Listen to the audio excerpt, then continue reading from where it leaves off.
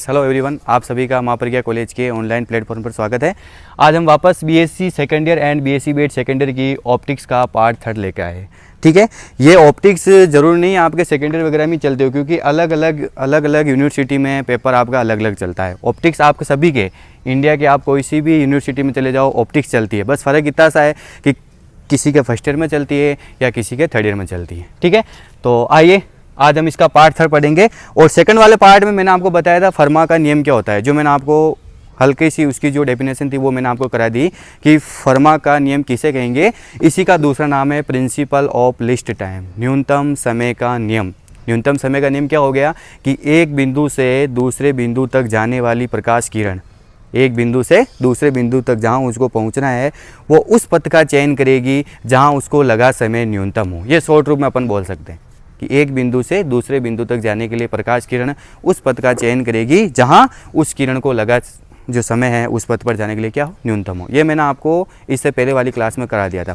लेकिन अब अपन इसका बड़ा रूप देखेंगे, क्योंकि अपन यहाँ पर पूरी ऑप्टिक्स की बुक लेकर आए हैं। तो एक अपने पास कोई एक मीडियम नहीं होगा, अपने पास बहुत सारे मीडियम हो सकते हैं। तो जब अपने पास बहुत सारे माध्यम आ जाए तो उस कंडीशन में अपन क्या बता सकते हैं उसके बारे में अपन लिखेंगे। तो अब अपन देखेंगे इस नियम का व्यापक रूप। तो अपन इस प्रकार एक्सप्लेन करेंगे कि अगर आपके पास बहुत सारे माध्यम हो तो अनेक माध्यमों में जब प्रकाश किरण एक बिंदु से दूसरे बिंदु तक पहुंचनी है, मतलब उसका बार बार या तो रिफ्लेक्शन होगा या बार बार उसका क्या होगा, रिफ्लेक्शन होगा। तो एक बिंदु से दूसरे बिंदु तक पहुंचने में उस पथ का चयन करेगी जिस पर लगा समय न्यूनतम भी हो सकता है या अधिकतम भी हो सकता है या यूं कहे तो स्थिर भी हो सकता है। तो अपने पास 3 अलग अलग स्टेप आ सकती है। या दूसरे रूप में कहे तो उसमें लगा समय चरम होगा, एक्सट्रम अपन बता सकते हैं उसको। इससे अपने जितने भी फॉर्मूले अपन उसको सोल्व कर सकते हैं। मतलब चरम का मतलब ये हो गया कि लगा समय क्या होगा, चरम मान। चरम मान का मतलब ये हो जाएगा कि कुछ ऐसी कंडीशन आएगी जहाँ पर उसको लगा समय न्यूनतम होगा, कुछ ऐसी कंडीशन आएगी जहाँ पर उसको लगा समय अधिकतम होगा। तो इसी नियम को अपन बड़े रूप में लिखते हैं। तो मैं लिखूंगा फर्मा के नियम का व्यापक रूप निम्न है। फर्मा के नियम का व्यापक रूप निम्न है। ठीक है, तो अपन लिखेंगे इसमें अनेक माध्यमों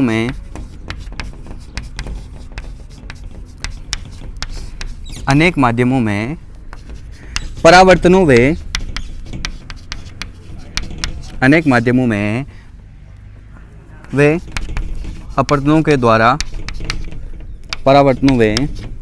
अपवर्तनों के द्वारा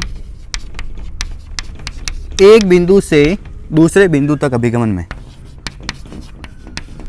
एक बिंदु से दूसरे बिंदु तक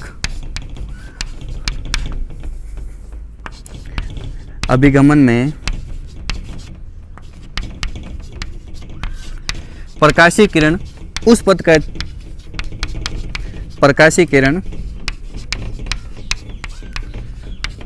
का चयन करेगी, उस पथ का चयन करेगी जिसमें लगा समय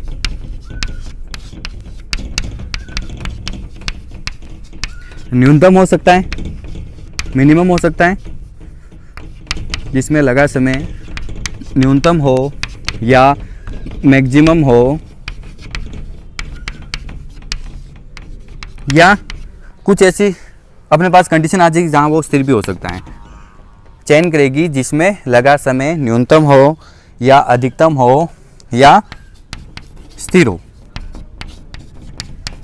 अन्य रूप में उस पथ पर लगा समय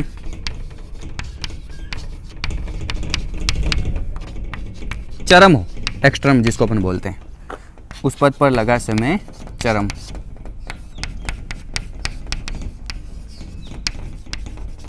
ये व्यापक रूप को अपन इस प्रकार बता सकते हैं। बस ये हो गया अपने फर्मा के नियम का व्यापक रूप। उसी नियम को अपन ने बड़ा करके लिख दिया है। चलो आइए एक बार आप इसको वापस समझिए कि अपन ने क्या बताया कि बहुत सारे माध्यम हो अपने पास। तो अनेक माध्यमों में परावर्तनों व अपवर्तनों के द्वारा एक बिंदु से दूसरे बिंदु तक अभिगमन में प्रकाशीय किरण उस पथ का चयन करेगी जिसमें उसको लगा समय मिनिमम भी हो सकता है, या क्या हो सकता है मैक्सिमम भी हो सकता है, या क्या हो सकता है कांस्टेंट भी हो सकता है, या अन्य रूप में कहें तो उस पद पर लगा समय क्या होगा, चरम होगा। बस ये हो गया अपना फर्मा का नियम। बहुत ही इंपॉर्टेंट टॉपिक है, आपके बीएससी वालों को बहुत बार एग्जाम में ये पूछा हुआ है। अब अपन क्या करेंगे, इस नियम का उपयोग करते हुए पहले अपन क्या करेंगे, इस नियम का अभी अपन इसको अच्छे से अपन देखेंगे, इसका अपन वो करेंगे, जस्टिफाई करेंगे, स्पष्टीकरण कि किस प्रकार क्या क्या कंडीशन होनी चाहिए, ठीक है। फिर उसके बाद अपन देखेंगे इस नियम के द्वारा रिफ्लेक्शन के जो लॉ है, जो अपन ने 2 लॉ पढ़े थे, उनको अपन क्या करेंगे, प्रूव करेंगे। या फिर अपने पास रिफ्लेक्शन के जो 2 लॉ है उनको अपन क्या करेंगे, प्रूव करेंगे।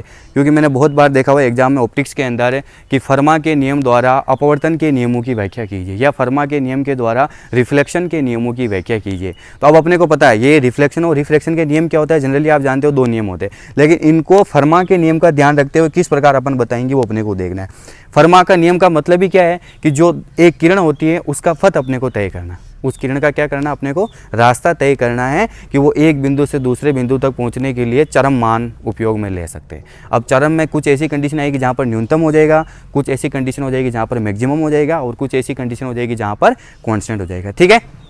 अब आप एक बात और समझिए, ये क्वेश्चन आपका डिपेंड करता है कि आपका क्वेश्चन का जो मार्किंग है वो किस प्रकार हो रहा है। अगर आपको बिल्कुल छोटा क्वेश्चन अगर आपके सामने आ जाए, जैसे 2 या 3 नंबर का कि फर्मा के नियम का स्पष्टीकरण कीजिए, तो आपको दोनों नियम लिखने हैं, जो पहले जो मैंने आपको लिखा है वो वाला और ये वाला नियम, ठीक है। लेकिन अगर क्वेश्चन आपका बड़ा आ जाता है, कुल मिला के नंबर पे डिपेंड करेगा, जैसे 4 या 5 नंबर का आपके क्वेश्चन हो, तो उस कंडीशन में इसमें आगे और क्या लिखना जो मैं आपको बता रहा हूँ, किस प्रकार अपन इसका जो अपने पास जो किरण है उसका अपन पद देखेंगे और उसके द्वारा अपन एक फॉर्मूला यहाँ पर रिप्रेजेंट कर रहे हैं, ठीक है। तो इसी के अंदर आइए अपन आगे देखते हैं।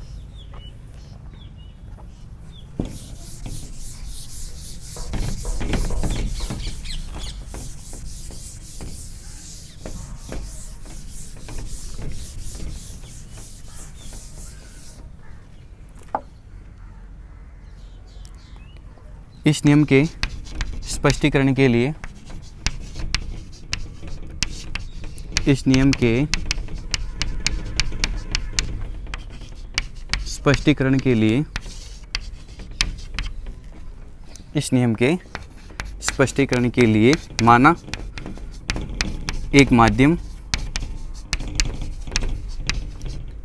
अपने पास जिसका अपवर्तनांक म्यू है,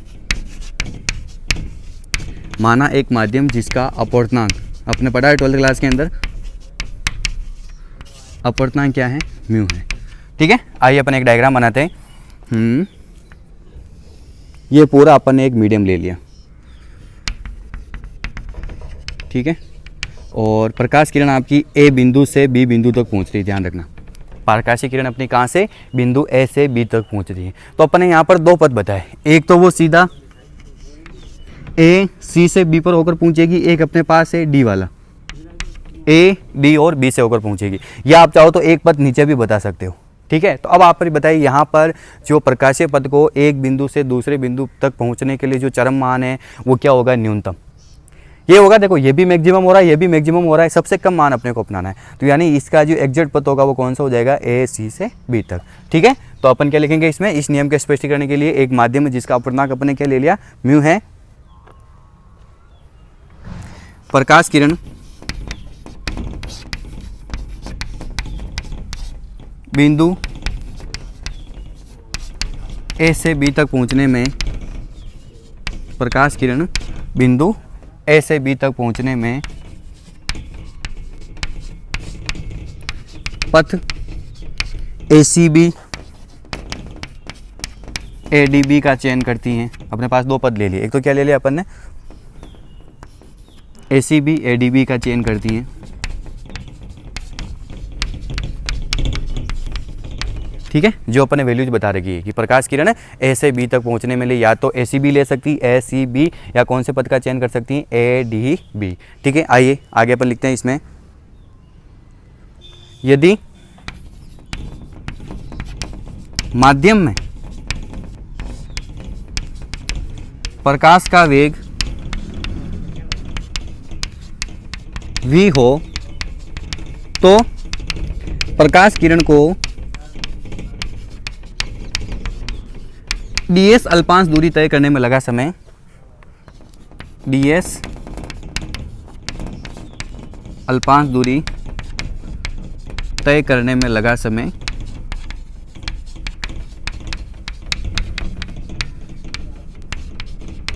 ds/v होगा। ध्यान दीजिए, इधर अपन कुछ भी देखो वैल्यू निकालते हैं तो अपन क्या करते हैं, हल्का सा, जैसे आपने अपनी जो ऑब्जेक्ट है यहाँ पर किरण है, उस किरण को अपने को ए से बी तक पहुँचाना है। कहाँ से पहुँचाना है, ए से बी तक। तो अपन क्या करते हैं, हल्का सा कि पहले माना इतना सा विस्थापित हुआ, ds विस्थापन, अल्प विस्थापन, तो उस कंडीशन में लगा समय क्या होता है, टाइम का फॉर्मूला क्या होता है, डिस्टेंस अपॉन स्पीड। समय बराबर क्या होता है, दूरी अपॉन चाल। तो लगा समय क्या हो जाएगा, दूरी, कितनी दूरी तय करी, ds, और माध्यम के अंदर जो प्रकाश का वेग क्या है, v, और निर्वात में प्रकाश का वेग क्या होता है, c। ठीक है, ये अपन ने निकाल लिया कि लगा समय ये होगा। अब अपने को उसको ए से बी तक पहुंचाना है, तो इस कंडीशन में इस पूरे मान का अपन क्या कर देंगे, इंटीग्रेशन कर देंगे, जो अपन 12th क्लास में अच्छे से करते हैं। तो अतः प्रकाश किरण को ए से बी तक पहुंचने में लगा समय, ए से बी तक पहुंचने में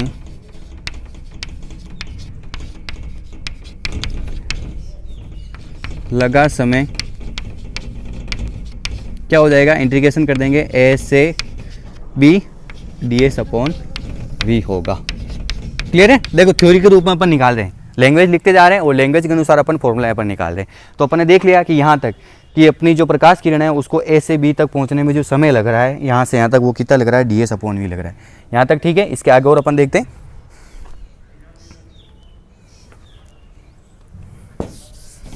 अब यही मान आपका चरम मान कहलाएगा भाई। ए से बी तक उसको पथ में गमन में लगा समय, वही डिपेंड करता है किसके ऊपर, फर्मेट प्रिंसिपल। तो अपन यहाँ पर लिखेंगे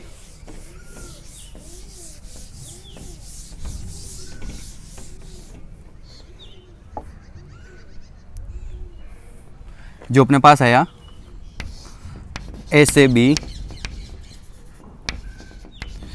ds/v, ये क्या हो सकता है, न्यूनतम मान भी हो सकता है, ठीक है, या अधिकतम हो सकता है, अधिकतम मान या स्थिर। तीनों चीज़ें देखिए अपन ने कि उसको लगा समय क्या हो सकता है, मिनिमम हो सकता है, मैक्सिमम हो सकता है, या कांस्टेंट हो सकता है, न्यूनतम मान, अधिकतम मान या स्थिर मान हो सकता है। और इसके लिए इसका प्रथम अवकलन शून्य होना आवश्यक है। इसके लिए इसका प्रथम अवकलन शून्य होना आवश्यक है। बहुत इंपॉर्टेंट लाइन है ये जो फरमा ने बताई थी। इस लाइन का आप अच्छे से ध्यान रखिएगा। जितने भी टॉपिक है आपके फरमाट प्रिंसिपल पे, वो सारे इसी लाइन पे डिपेंड करेंगे। ठीक है, आइए वापस अपन इसको समझते हैं। अपन ने देखा कि उसका जो समय है ये अपन ने निकाला भाई, ए से बी तक उस किरण को अपने को कहाँ से पहुँचाना है, ए से लगाकर बी तक पहुँचाना है। जो आपका डायग्राम था ना ये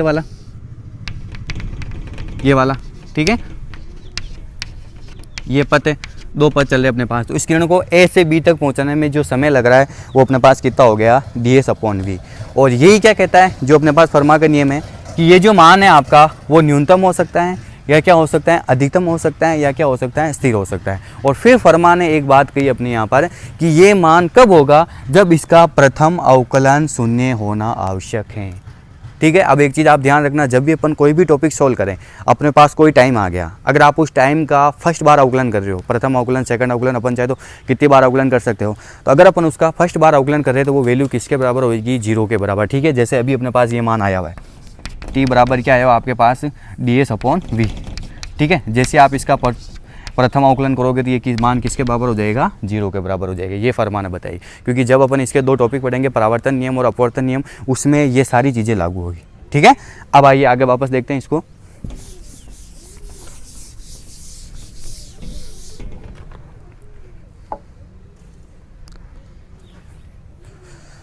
यदि निर्वात में प्रकाश का वेग c हो, निर्वात में प्रकाश का वेग क्या हो, c हो। जनरली अपन देखते हैं कि अगर अपने पास कोई मीडियम आ जाता है तो उसके अंदर अपन वेलोसिटी ऑफ लाइट क्या ले लेते हैं, v लेते हैं, कि पर्टिकुलर v वेलोसिटी से अपना प्रकाश आगे की ओर मूव हो रहा है। लेकिन अगर अपने पास कोई मीडियम नहीं होता है तो उस कंडीशन में अपन जनरली अपन प्रकाश का वेग कितना लेते हैं, c लेते हैं, और उसका मान कितना होता है आप सभी को पता है, 3 × 10⁸ मीटर पर सेकंड। ठीक है, तो यहाँ से म्यू बराबर फॉर्मूला हो जाएगा c/v। ये 12th क्लास के अंदर अपन ने पढ़ा हुआ है अपवर्तनांक, अपवर्तनांक का फॉर्मूला क्या होता है कि निर्वात में प्रकाश की चाल अपॉन माध्यम में प्रकाश की चाल। यहाँ से अगर मैं v का फॉर्मूला निकालूँ तो v बराबर क्या हो जाएगा, c अपॉन म्यू। अपन यहाँ से v निकाला तो v किसके बराबर हो गया, c अपॉन म्यू। और इससे अपन इस वैल्यू को क्या लिख सकते हैं, देखिएगा आप इधर, a से b, ds की जगह अपन क्या लिखेंगे, ये ds आपका ऐसा है कैसे ही, और इस v की जगह क्या हो जाएगा, v की जगह c अपॉन म्यू। तो अपने पास म्यू ds अपॉन c, और ये मान आपका क्या हो जाएगा, चरम मान। इसी को अपन लिख सकते हैं भाई एक्सटर्नल वैल्यू। एक्सटर्नल वैल्यू आपकी न्यूनतम हो सकती है, मिनिमम हो सकती है, या क्या हो सकती हैं, शून्य हो सकती हैं, ठीक है। और c नियतांक होने पर अपन क्या लिख सकते हैं, दो वैल्यू आ जाएगी अपने पास। इन दोनों को मैं ऐसे इस प्रकार ओब्लिक में ले लेता हूँ। सी नियतांक होने पर या तो हो जाएगा अपने पास एस से बी म्यू डी एस बराबर चरम मान, और एक अपने पास वैल्यू क्या आ जाएगी,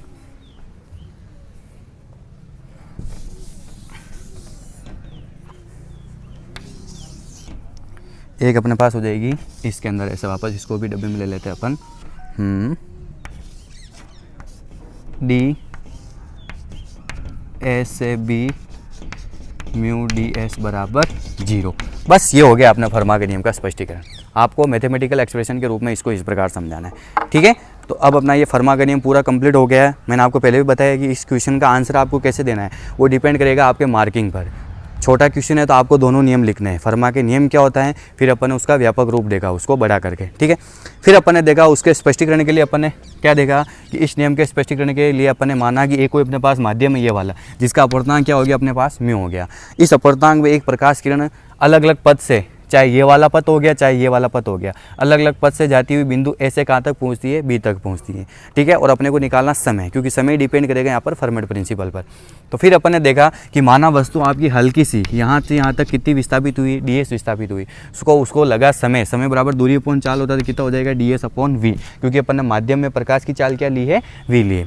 फिर अपन ने देखा इसको ए से बी तक पहुँचाना है, तो ए से बी तक पहुँचने में टोटल समय जो होगा उसका अपने इंटीग्रेशन कर दिया ए से बी, ठीक है। फिर अपन ने देखा कि यही जो मान होगा आपका जो समय है वही आपका कहलाएगा फर्मा प्रिंसिपल, यानी या तो न्यूनतम हो सकता है या अधिकतम हो सकता है या क्या हो सकता है, स्थिर हो सकता है। और ये कब होगा उसके लिए फर्मा ने बताया कि इसके लिए इसका प्रथम अवकलन है, मतलब आप जब भी किसी मान का टाइम का पहला अवकलन करोगे वो किसके बराबर होगा, शून्य होना आवश्यक है। इज वेरी इंपॉर्टेंट लाइन है, ठीक है। फिर अपन आगे देखा यदि निर्वात में प्रकाश का वेग क्या हो, c हो, तो अपवर्तनांक का फॉर्मूला होता है म्यू बराबर c अपॉन वी, या यूं कहते इसको अपन लिख सकते हैं v बराबर c अपॉन म्यू। ये मान को मैंने यहाँ पुट कर दिया, तो अपने पास हो गया एस से B mu D S upon C, या तो चरम मान हो गया। अगर c कांस्टेंट है तो अपन इसको ऐसे लिख सकते हैं एस से बी म्यू डी एस बराबर चरम मान, या अगर आप इस मान का अवकलन करोगे तो मान किसके बराबर हो जाएगा, 0 के बराबर। बस ये आपके फर्मा के नियम का व्यापक स्पष्टीकरण, ठीक है। अब अपन इनका उपयोग करते हुए परावर्तन और अपवर्तन के नियमों की व्याख्या करेंगे। आइए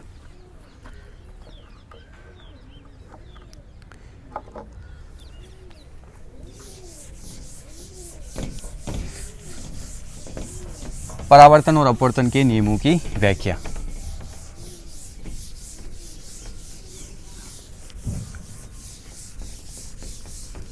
क्वेश्चन जैसे भी आपको एग्जाम में पूछता है तो आपको आंसर कैसे लिखना है वो पूरा मैं आपको बता रहा हूँ। जैसे मान लीजिए कि आपके क्वेश्चन आ गया कि फर्मा के नियम द्वारा परावर्तन के नियमों की व्याख्या कीजिए, तो अब आपको आंसर कैसे देना, आइए मैं आपको बताता हूँ।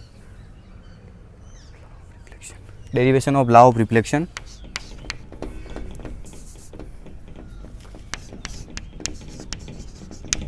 Derivation of law of reflection, derivation of law of reflection from Fermat principle, ये आपका टॉपिक है, ठीक है। Derivation of law of reflection from Fermat principle, Fermat के नियमों द्वारा परावर्तन के नियमों की व्याख्या, फर्मा के नियमों द्वारा परावर्तन के नियमों की व्याख्या। बहुत ही अच्छा टॉपिक है। फर्मा के नियम का उपयोग करते अपन क्या करेंगे, परावर्तन के नियमों की व्याख्या करेंगे। पहली क्लास जो मैंने आपको बताई थी उसमें मैंने आपको रिफ्लेक्शन फटाफट जो मैंने आपको पढ़ाया था, क्योंकि आपने 12th क्लास के अंदर पढ़ रखा है। जनरली परावर्तन के कितने नियम होते हैं? 2 नियम होते हैं। पहला नियम क्या कहते हैं? आपतित किरण जो इंसिडेंट रे है, और फिर उसके बाद जो रिफ्लेक्टेड रे यानी परावर्तित किरण, और बीच में जो नोड होता है अभिलंब, वो तीनों एक ही तल में होते हैं, मतलब एक ही पॉइंट से होकर जाते हैं। ये पहला नियम है, उसको अपने को प्रूव करना। फिर उसके बाद अपन दूसरा नियम प्रूव करेंगे कि आपतन कोण जो इंसिडेंट एंगल होता है आई, वो इक्वल होता है किसके? रिफ्लेक्टेड रे आर के। आपतन कोण और परावर्तन कोण दोनों बराबर होते हैं। ये अपने परावर्तन के नियम आप लोगों को अच्छे से पता है। अब अपन पहला नियम यहाँ पर प्रूव करेंगे। तो आइए अपन लिखते हैं, परावर्तन के 2 नियम हैं। परावर्तन के 2 नियम हैं। पहला नियम क्या है?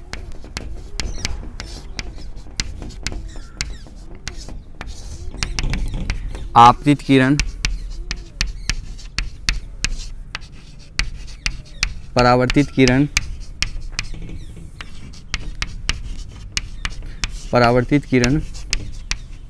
व अभिलंब तीनों एक ही तल में होते हैं। आपतित किरण, परावर्तित किरण व अभिलंब तीनों एक ही तल में होते हैं। बस आपको आंसर ऐसे ही देना है। अगर आपको क्वेश्चन पूछ ले कि रिफ्लेक्शन ऑफ लॉ, उसके जो लॉ है उसको आप प्रूव कीजिए किसके द्वारा? From Fermat principle. तो अपन सीधा लिखेंगे कि इसके क्या होते हैं? 2 नियम होते हैं। पहला नियम ये होता है कि आपतित किरण, परावर्तित किरण और अभिलंब तीनों एक ही तल में होते हैं। अब आइए इसका अपन प्रूव करते हैं कि वास्तव में ये होता नहीं होता। ठीक है, तो फर्मेट प्रिंसिपल देखने के लिए मैं क्या बनाऊंगा? एक पर्टिकुलर ये नियम लिख लिया मैंने। अब मैं क्या कर रहा हूँ? इसको मिटा रहा हूँ ना नियम को प्रूव करने के लिए, क्योंकि स्पेस अपने पास कम हो रहा है। ये पहला नियम अपन प्रूव कर रहे हैं, तो डायग्राम बनाते हैं अपन। ये अपने पास कोई एक मिरर है, ठीक है। ये अपन ने कोई मिरर ले लिया, P Q R S। इसके ऊपर यहाँ पर एक तल ले लिया अपन ने, लंबवत तल। देख लिया, ऐसे कोई मिरर अपना इसके बिल्कुल परपेंडिकुलर साइड है, 90 एंगल बनाते हुए अपन ने एक तल काट लिया अंदर से। तो ये अपने पास एक तल आ गया, ठीक है। ये तल हो गया अपने पास, और इस तल का अपन नाम दे देते हैं A, B, C और D। ओके, फिर मैंने इसके अंदर देखा कि एक कोई किरण है जो A पॉइंट से आती है और यहाँ से चलती हुई, हल्की सी इसको अपन इधर बनाएंगे,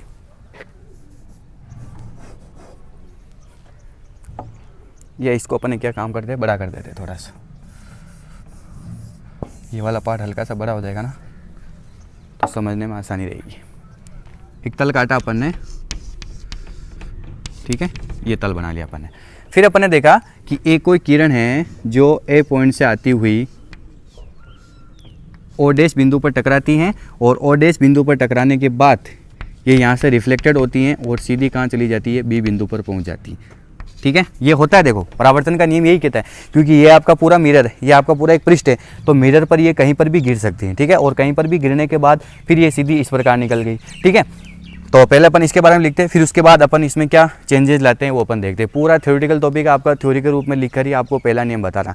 जैसे अपन रिफ्लेक्शन लॉ का पहला नियम प्रूव करेंगे, वैसे ही अपन रिफ्लेक्शन लॉ, अपवर्तन नियम का भी पहला नियम प्रूव करेंगे, क्योंकि परावर्तन और अपवर्तन का पहला नियम क्या होता है? इक्वल होता है। तो आइए पहले अपन लैंग्वेज लिख लेते हैं कुछ। माना एक प्रकाश किरण, माना एक प्रकाश किरण ए ओ डैश, ठीक है। यहां पर अपन लिखेंगे ओ डैश, ध्यान रखना। एक प्रकाश किरण ए ओ डैश दर्पण के किसी बिंदु, दर्पण के किसी बिंदु ओ डैश से परावर्तित होकर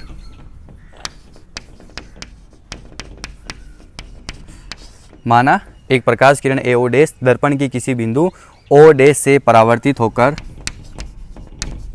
ओ डैश बी दिशा में चली जाती है। कौन सी दिशा में चली जाएगी अपनी? ओ डैश बी दिशा में चली जाती हैं। अतः प्रकाशीय किरण का पथ क्या हो जाएगा, A O dash plus O dash B होगा। तो ये हो गया, अपन ने देखा कि जो प्रकाशीय किरण का पथ क्या हो गया, A O dash plus O dash B हो जाएगा। ये अपना प्रकाशीय किरण का पथ हो गया। ठीक है, अब अपन इसमें कुछ चेंज करते हैं। मैंने क्या किया, एक इस दर्पण के लंबवत एक तल खींच लिया, ए बी, मतलब इस किरण को मिलता हुआ ए बी सी डी एक तल बना लिया। और एक तल बनाने के बाद मैंने यहाँ पर एक कोई पॉइंट दे दिया, इस जगह अपन ने पॉइंट दे दिया ओ, इस जगह अपन ने क्या पॉइंट दे दिया, ओ दे दिया। और ओ देने के बाद फिर मैंने इस प्रकार दो किरणें खींच ली ऐसे, ओ से, और इसको अपन ने मिला लिया ऐसे। ठीक है, तो अपने पास ए ओ एग्जैक्ट अपन देख रहे, देखो वास्तव में क्या यहाँ पर रिफ्लेक्शन की लाइन होनी चाहिए। तो अपन ने एक तल खींचा और तल खींचने के बाद अपन ने दो लाइन ऐसे बनानी। ध्यान रखना ये लाइन भी होना जरूरी है। पहले अपन ने ये देखा, फिर अपन ने चेंज करा, इसमें ये देख रहे हैं। तो ठीक है, अपनी एक नई लाइन बन गई ये वाली, ए ओ और ओ बी। ठीक है, और यहाँ पर मैंने एक अभिलंब बना दिया, इसको अपन क्या बोलेंगे, एन।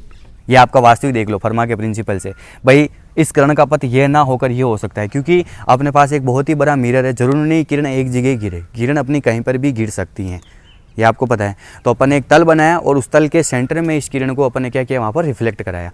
और रिफ्लेक्ट कराने के बाद अपना नया पथ ये हो जाता है। ठीक है, तो अब अपन इसमें जो लैंग्वेज चेंज करेंगे, इस प्रकार लिखेंगे, दर्पण के लंबवत तल, दर्पण के लंबवत तल ए बी सी डी लेते हैं, दर्पण के लंबवत तल ए बी सी डी लेते हैं, ए ओ तथा ओ बी को मिलाया। ठीक है, यहाँ पर अपन ने क्या कर दिया, जैसे अपना ए ओ डैश था, ओ डैश बी था, तो अपन ने ए ओ और ओ बी दोनों को मिला लिया। ठीक है, ए ओ तथा ओ बी को मिलाया। अब अपन देखते हैं इसका जो प्रकाशीय पथ क्या होगा,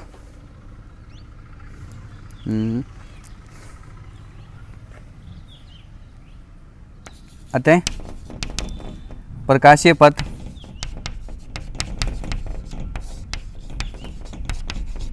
ए ओ प्लस ओ बी होगा। यहाँ पर प्रकाशीय पथ क्या हो गया आपका, ए ओ प्लस ओ बी होगा। अब अपन लिख सकते हैं चित्रानुसार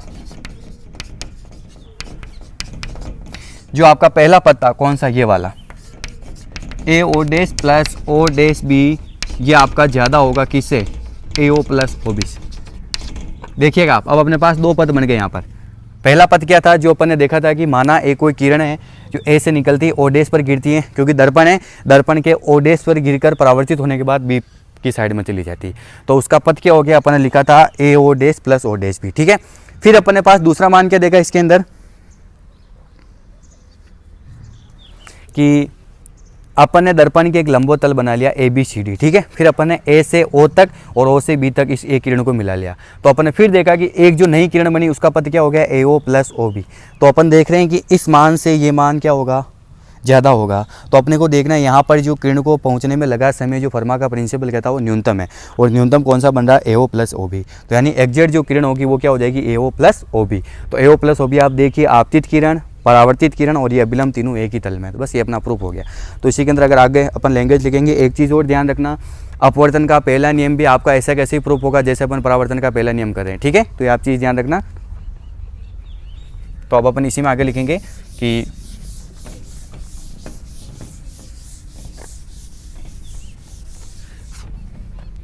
फर्मा के नियमानुसार, फर्मा के नियमानुसार प्रकाशीय किरण को, फर्मा के नियमानुसार किरण को पहुंचने में लगा समय चरम होगा। जो अपन लिखते हैं, किरण को पहुंचने में लगा समय एक्सटर्म होगा, चरम होगा। और यहाँ न्यूनतम मान, यहाँ चरम मान क्या है, न्यूनतम है। यहाँ चरम मान न्यूनतम है, अर्थात ए ओ प्लस ओ बी होगा। बस ऐसे अपने को लिखना है। यहाँ पर अपना चरम मान क्या हो गया, न्यूनतम। न्यूनतम का मतलब उस प्रकाशीय किरण का पथ क्या हो जाएगा, AO प्लस OB। ठीक है, तो आगे देखिए कि माना बिंदु O डैश O के संपाती है, बिल्कुल उसके इक्वल मान लिया अपन ऐसे मानते हैं इक्विवेलेंट के रूप में कि जो बिंदु O डैश है वो O के लगभग इक्विवेलेंट है। तो अतः AO परावर्तित आपतित किरण, AO आपकी कौन सी होगी, इंसिडेंट रे, फिर OB परावर्तित किरण, OB कौन सी होगी आपकी, रिफ्लेक्टेड रे, और अभिलंब नोट NO, N से O, तीनों एक ही तल में होते हैं। बस ये प्रूफ हो गया, तीनों एक ही तल में होते हैं। यही परावर्तन का पहला नियम है, यही परावर्तन का पहला नियम है। बस ऐसे थ्योरेटिकल रूप से अपन थ्योरी लिखते गए और थ्योरी के अनुसार अपन ने पहला नियम प्रूव कर दिया। बस आपको भी ऐसे कैसे करना ध्यान रखना, थ्योरी के अनुसार इस वैल्यू को निकालनी। सेकंड लॉ होता है उसमें अपन क्या करते हैं, डेरिवेशन करते हैं। ठीक है, तो सेकंड लॉ जो आपका निकलेगा वो निकलता अपना डेरिवेशन के अनुसार। तो आइए अब अपन पढ़ते हैं फर्मा के नियम का दूसरा नियम। ठीक है, यहाँ पर दूसरा नियम क्या हो जाएगा,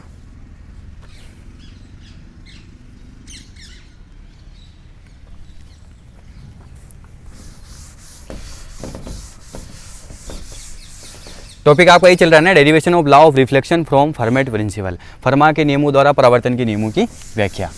तो दूसरा नियम अपने पास हो जाएगा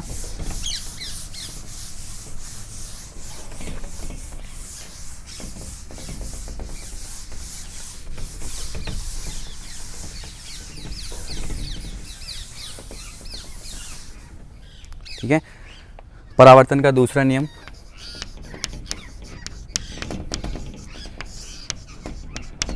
सेकंड लॉ क्या हो जाएगा,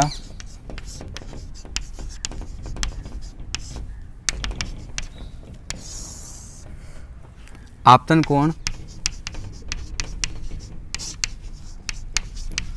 I, आपतन कोण I तथा परावर्तन कोण R बराबर होते हैं।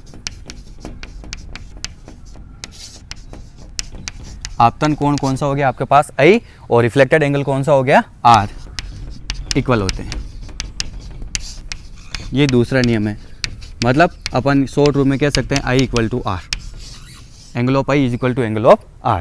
ठीक है, इस नियम को अपन प्रूव करेंगे, वही वापस सेम कंडीशन, किसको, यानी फर्मेट प्रिंसिपल को ध्यान रखते हुए अपन ने जो बीच वाला तल लिया था ना, उस तल को मैं यहाँ से उठाऊंगा। बीच वाला तल, बीच वाला तल का मतलब क्या हो गया कि अपने पास इस प्रकार डायग्राम बना था आपका, ये ऐसे, ठीक है, और इसके ऊपर अपनी ये किरण ऐसे आकर गिर रही थी। ठीक है, फिर इस प्रकार यहाँ से इधर चली गई है रिफ्लेक्ट होकर।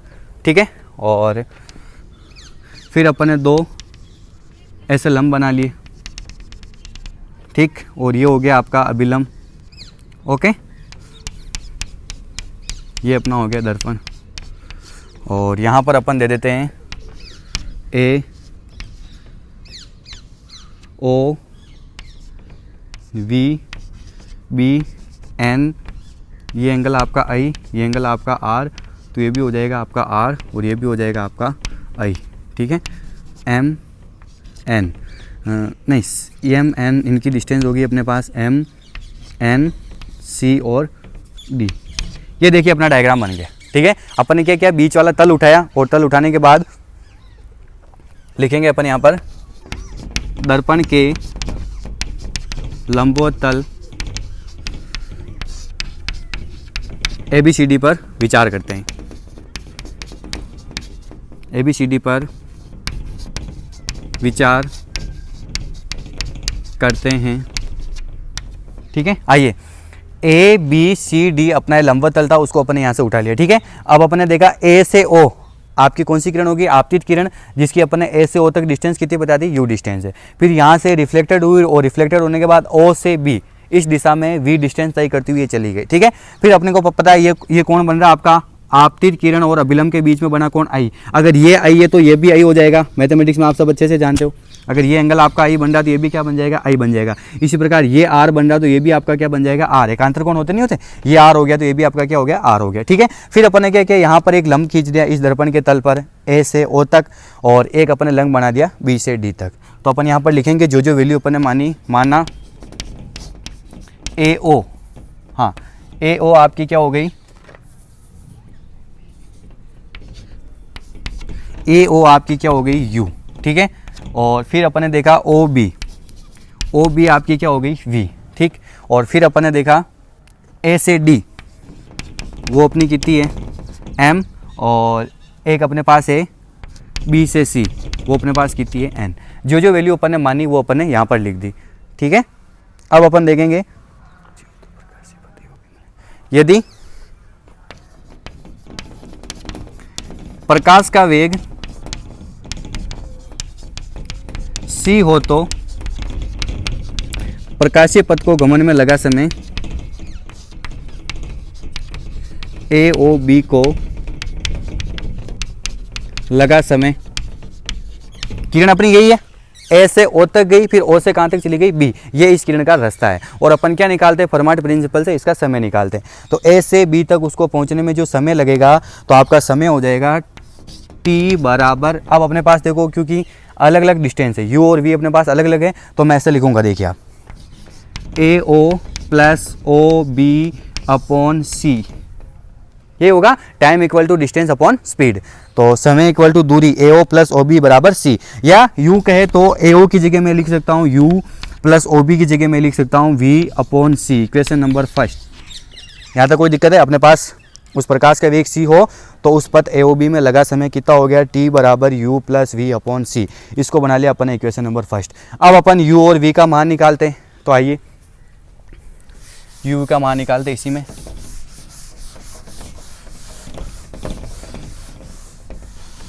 दो ट्रायंगल बन रहे हैं अपने पास, एक तो ये वाला बन रहा है और एक ये वाला बन रहा है।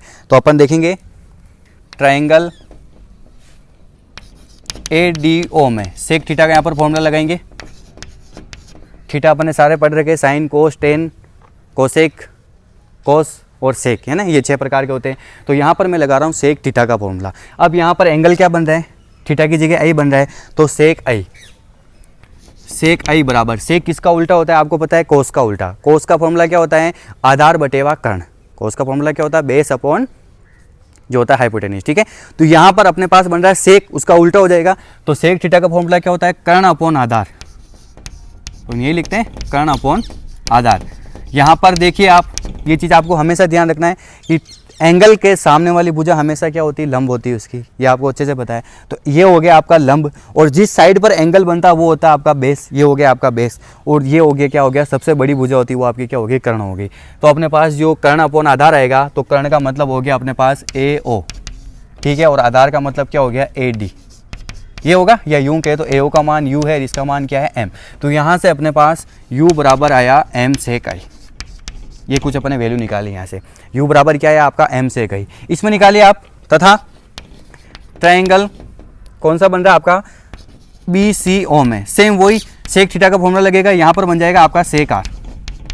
यहाँ पर क्योंकि थीटा की जगह अपना कौन सा एंगल बन रहा है, R एंगल बन रहा है, तो सेक R बराबर वही कर्ण OB अपॉन क्या हो गया BC। तो क्या हो गया अपने पास V अपॉन N। तो देखा जाए तो अपने पास V बराबर क्या आ गया N सेक R। ठीक है, तो अब अपन करेंगे U व V के मान समीकरण 1 में रखने पर, U व V के मान अपन कहाँ रख रहे, समीकरण 1 में। आइए जो आपकी ये वाली इक्वेशन बनी हुई है, तो अपने पास क्या हो जाएगा फाइनली,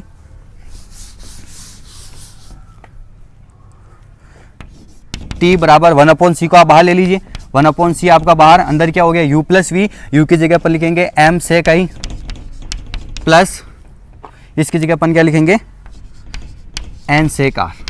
तो ये अपने पास कोई वैल्यू आ जाती है कि T बराबर इस प्रकार। अब अपने को पता है T न्यूनतम होना चाहिए, तो T मिनिमम होने के लिए इसका प्रथम अवकलन अपन कितना मान सकते हैं, 0 मान सकते हैं। तो अपन आगे लिखेंगे, एक बार इसका अपन अवकलन कर लेते हैं ना, चलो आइए अपन इसका अवकलन कर लेते हैं। टी के सापेक्ष अवकलन करने पर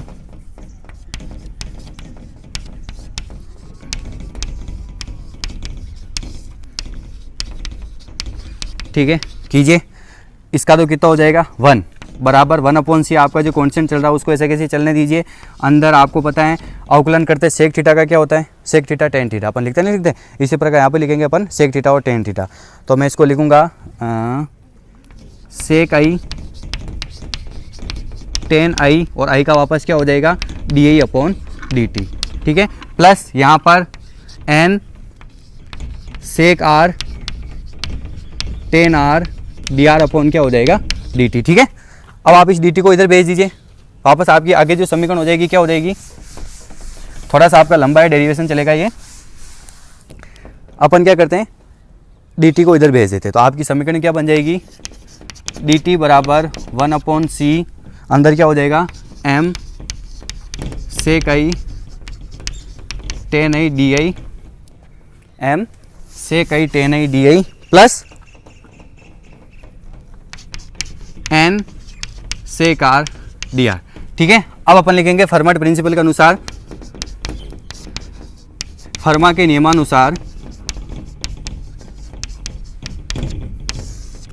t न्यूनतम होने के लिए, t न्यूनतम होने के लिए आवश्यक है कि उसका प्रथम अवकलन शून्य हो। यह मैंने आपको पहले बताया था, बहुत इंपॉर्टेंट लाइन है। टी न्यूनतम होने के लिए क्या आवश्यक है कि उसका प्रथम अवकलन शून्य हो, यही फर्मा का नियम कहता है, ठीक है।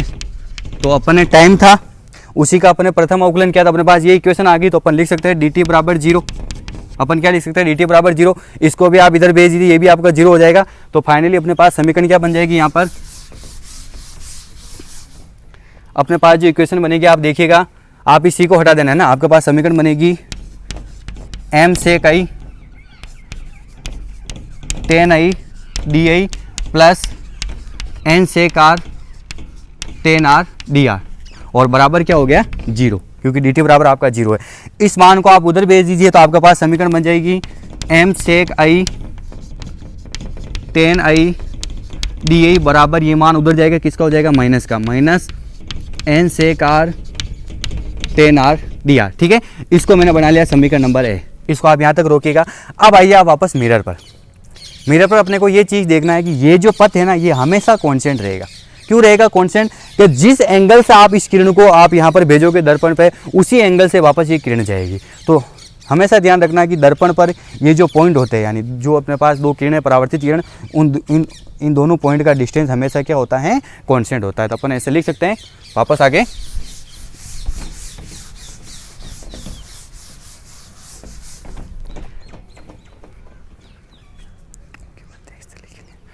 दर्पण पर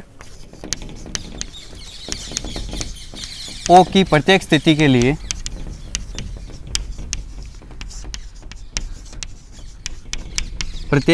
लिए CO plus OD equal to constant,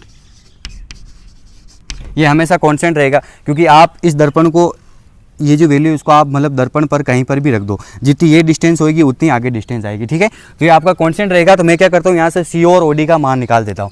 जो चित्र से क्या हो जाएगा अपने पास, अगर आप CO का मान निकाला चाहो, CO का मान मतलब आप टेन थीटा लगाइए, तो अपने पास क्या हो जाएगा टेन आर बराबर लंब बटेवा आधार, तो CO अपॉन आधार क्या हो गया यहाँ पर BC, ठीक है। तो आपके पास CO कितना आ गया n टेन आर, CO आपके पास कितना आ जाता है n टेन आर, तथा एक हो जाएगा आपके पास टेन आई बराबर टेन आई लंब बटेवा आधार, तो लंब कितना हो गया आपके पास DO अपॉन आधार कितना हो गया आपके पास AD, ठीक है, ये A है तो AD, तो अपने पास हो जाएगा DO बराबर AD का मान कितना है M टेन आई, ठीक है, ये मान हो गया अपने पास। तो आप ये मान इसमें पुट कीजिए, बस थोड़ी सी वैल्यू हो रही है, इस अपन डायग्राम को मिटा देते हैं, अपन डायग्राम का रोल नहीं रहेगा, जो था अपना कंप्लीट हो गया डायग्राम, ठीक है। अपने पास ये समीकरण आई।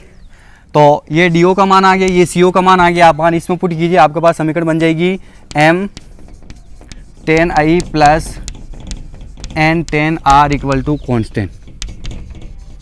ठीक है, क्या क्या मैंने CO प्लस OD, अपन इसको OD प्लस CO ऐसे भी लिख सकते हैं। आपको पता है 2 + 6 या 6 + 2 करो मान 8 ही होता है। ठीक है, तो पहले मैंने ये वाला मान रख दिया क्योंकि अपना सिस्टम तरीके से यहाँ पर I चल रहा है, तो पहले ये I वाला मान रख दिया, फिर अपने R लिखकर बराबर क्या हो गया अपना कॉन्स्टेंट जो चल रहा है। ठीक है, अब आप इसका डिफरेंस कीजिए इसका अवकलन करने पर। ठीक है, तो अवकलन करोगे तो ये समीकरण अपने पास काम आएगी ना, मैं इधर लिख लूँगा, ध्यान रखना। इसके बाद अवकलन करोगे आप तो m ऐसा कैसे ही 10 का क्या होता है आपको पता है sec स्क्वायर थीटा, तो अपन लिख सकते हैं sec स्क्वायर i।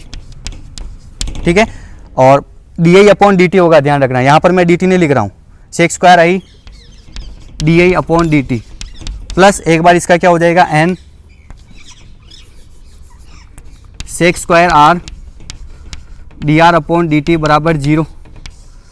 यही होगा, अपन ने इसका अवकलन किया तो m sec square i di/dt plus n square r dr/dt, इस dt और dt को दोनों को आप क्या करोगे उधर भेज दोगे तो ये 0 से मल्टीप्लाई होकर इसकी वैल्यू खत्म।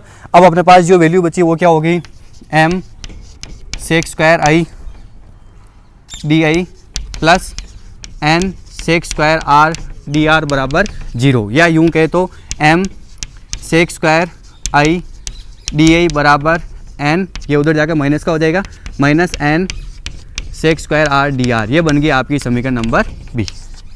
समीकरण ए बन गई, समीकरण बी बन गई। बस अब ए को बी से आप डिवाइड कर लीजिए। समीकरण ए को अपने को किससे डिवाइड करना है, बी से। तो आइए सबसे पहले इसकी वैल्यू लिखते हैं अपन, m sec i 10i di upon, ये पूरा का मान ऐसे गया, इसके नीचे क्या आ जाएगा m sec square i di बराबर माइनस n, इधर क्या हो जाएगा आपके पास sec r 10r dr upon minus n sec r 10r dr upon में क्या हो जाएगा minus n sec square r dr। ठीक है, ये मान अपन ने पुट कर दिए। बस अब जो करता है उसको काटिए आप, यहाँ तक ठीक है। अब आगे देखिएगा आप है ना, इसको इधर लिख दीजिए ए और बी को, जो आपकी समीकरण ए बनी उसको अपन डिवाइड कर रहे हैं बी से। तो इधर तो क्या हो गया आपके पास m sec i 10i di upon नीचे क्या हो जाएगा m sec square i di। ठीक है, बराबर minus n sec r 10r dr upon minus n sec square r dr। ठीक है, जो करता आप उसको काटिए, m से m कट गया, एक सेक कट गया, और आपका di से di भी कट गया। इसी प्रकार माइनस से माइनस कट गया, n से n कट गया, एक सेक r से एक सेक r कट गया, और dr से dr कट गया। तो आपके पास इधर तो बच गया 10i अपॉन नीचे क्या बच गया सेक i। ठीक है, बराबर इधर क्या बच गया आपके पास 10r अपॉन नीचे क्या बच गया सेक r। वापस खोलिएगा आप इसको, टेन थीटा का फॉर्मूला किसके बराबर होता है साइन अपॉन कोस, तो इसको अपन लिख सकते हैं sine i upon cos i। ठीक है, और 1 upon sec theta, 1 upon sec theta किसके बराबर होता है ऊपर जाकर कोस थीटा, बराबर इधर लिखेंगे वापस 10r को sine r upon cos r into में 1 अपॉन सेक r किसके बराबर हो जाएगा कोस r। अब देखिएगा आप कोस i से कोस i कट गया, कोस r से कोस r कट गया, तो आपके पास यहाँ से क्या बच गया साइन i बराबर साइन r। दोनों एंगल आपको पता है, जब दोनों एंगल क्या होते हैं बराबर होते हैं, इधर भी साइन है और इधर भी साइन है, तो इसका मतलब आई किसके बराबर हो गया r। यही परावर्तन का दूसरा नियम है, बस प्रूफ हो गया आपका, यही परावर्तन का दूसरा नियम है। ठीक है, सेकंड नियम ध्यान रखना, अपने पास क्या तो थोड़ा बड़ा था लेकिन अपन ने हर एक स्टेप खोलकर इसको क्या कर लिया कंप्लीट कर लिया। ठीक है, तो आज के दिन अपन बस इतना से ही पढ़ेंगे, और आज जो आपका इंपॉर्टेंट क्वेश्चन रहेगा वो आपको सोल्व करना है कि फर्मा के नियम द्वारा परावर्तन के नियमों की व्युत्पत्ति कीजिए। ठीक है, इसको आप अच्छे से करना है।